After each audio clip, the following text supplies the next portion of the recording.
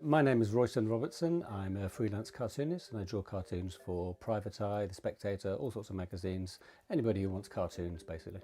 I've been a cartoonist really, I think, as long as I could hold a pencil. I was always the kid at school who drew cartoons. I drew for the college magazine and the school magazine and so on, drawing professionally since about the late 90s, early 2000s. Well, as a kid it was just things like the Beano, the comics really, that's where and the passion for jokes and funny images came from, and then as I got older there became Viz comic, and then I got into Gary Larson's The Far Side, and then I started reading things like Private Eye and so on as I got older, and I realised they needed people to draw these cartoons, send them in. So I just literally one year made a New Year's resolution to start sending them off to magazines regularly, and soon started getting published, and I was away.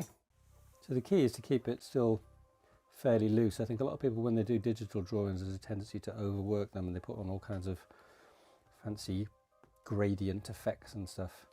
But I always try and make it look like an ink drawing. The appeal of cartoons to me, I think, is that they sit amongst all the other stuff in life, so all the serious stuff. You open a newspaper, you've got a little cartoon there. It's a little bit of fun or a little bit of anarchy in the middle of everything else. For me, the perfect form is the joke cartoon. We've got just an image, usually with a caption underneath it, preferably one that can tell a sort of timeless joke and can live on or comment on the day's news or whatever.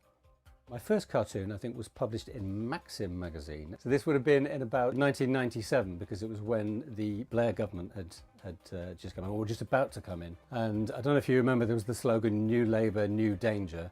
Well, I did a cartoon, you could probably visualise it yourself, which was New Seekers, New Danger, which took the very famous 70s pop group and used them in the cartoon. Unbelievably, Maxim magazine went for this cartoon. And so that was the first, my first sort of proper published one, other than things like school magazines and so on. As a cartoonist, if you start thinking you're important, then you're in trouble, But I think they are definitely a vital part of daily media mix that we have, I think it would be a real shame, obviously, as a lot of print markets are going, I think it would be a real shame to lose the cartoons as well. And they do work particularly well online anyway, I think, certainly in social media and stuff, because they're like memes that are so popular. A cartoon is a very similar thing. They're the original memes, The weird thing about this story is it just sort of came out of nowhere, so everybody's now doing coronavirus cartoons.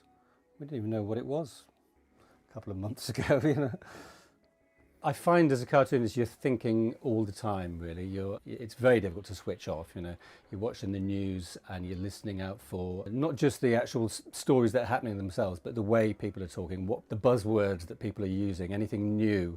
But then beyond that, you're also doing that when you're down the pub with people, and when you're going around having the tea with your kids, You're always thinking about things that people are talking about, because it's not just about, topical isn't just about the news, it's about the way that we live now, which changes all the time. The zeitgeist, as they say, that's what you're always trying to capture. Thinking about 2016, I bought myself an iPad Pro, and I'd been doing digital work up to a point in that I used to draw on paper and then scan them into the computer and then colour them on screen. So I was kind of half digital. And then in 2016 I got the what they call the iPad Pro, which was the top of the range one, and there's a program on it called Procreate. Yeah, little bit of a pun there. And a lot of people have said to me, oh, this is like a game changer really, this is the one that you can draw on it just as easily as you would draw on paper. And I thought, well, I'll give it a little while, and I was thinking I'd probably give it 6 months, ease myself into it. And I found that within a couple of weeks I was drawing completely digitally, and all my work was done completely digitally. And so I can draw on the iPad and email cartoons to markets, anywhere in the world. So that's a big change. It pains me to say so, Brexit has been good for cartoonists. It's been a subject that's provided lots of jokes over the years, Brexit and related issues surrounding it, And I think actually if you speak to the Private Eye magazine, they'll say their circulation has gone up since Brexit and Trump. They're one of the few magazines that is actually bucking the trend, because people want humour about these, devastating subjects, So yeah, there's certainly, the past few years, there's been no shortage of subject matter. in the news whatsoever. Because I'm primarily, I do what I call gag cartoons or joke cartoons. I don't do caricatures that much, so that's not as big a part of my work as one of the guys on the political cartoonists on the newspapers. But I do them as and when is necessary. But often it'll be two blokes down the pub talking about what's in the news. You're not always necessarily caricaturing the people themselves, but unavoidably people like Boris and Trump, they're a gift for cartoonists, so they do creep into the cartoons.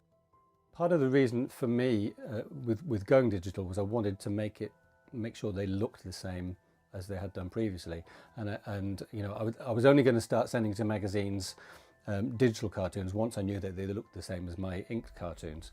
And actually that a lot of people didn't even know that I'd made that switch, so that was a successful thing for me. You try not to use too much of the digital technology because you don't want them to look overworked or too computer generated, I suppose, because they're not computer generated, they're still drawn by hand.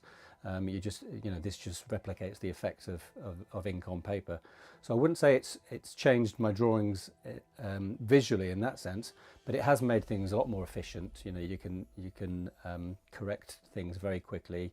You can copy and paste things if necessary, and it makes the drawing process easier. A little bit of alcohol stimulation can help, but you don't want to go mad, because once you start doing stuff that you've thought up when you're 3 sheets to the wind, it's normally not that good the next day when you look at it.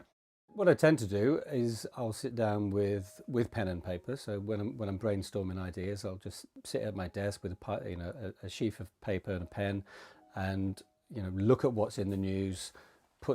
Sometimes you're putting two stories together, and try and get it to the stage where you've got the idea worked out before you go to the iPad to draw the actual cartoon. The most important thing is the idea, definitely, the joke itself. I mean, if you look at magazine gag cartoons, a lot of the time the drawing itself can be quite rudimentary, but as long as the idea is good, that's the most important thing for this type of cartooning. If you've got a beautifully drawn cartoon but the joke doesn't really work, then that doesn't, that's not as good, really. So really the idea has to carry.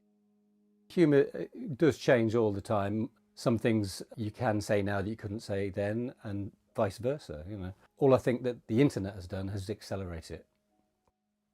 I've no idea what colour the coronavirus is, but you tell people you're a cartoonist and you've never met before, they are always very interested, and they want to know about it, and they will fire a whole load of questions at you. Because also the idea of cartoons is a very broad thing, so people may know that you mean gag cartoons for magazines or whatever, or comic strips, or they may think that you mean the Beano, which is not something that I do, and they may think that you mean animation, which is not something that I do. So it's a very broad area, so there will always be a whole raft of questions as soon as you tell people that you're a cartoonist, which is fine. I'm very lucky and very privileged as a cartoonist to be doing something that I enjoy doing, and it's always different. The new stories come along, and new ideas, new concepts in the news, and you're responding to that all the time. So there's always something new, there's always something different, and you're trying to make sense of it all and make it into something humorous. I do feel privileged to be able to do a job that I enjoy doing, and there's an end product at the end of it. You've created something that you can look at and say, I made that, and other people will look at it, hopefully laugh, and you've done your job.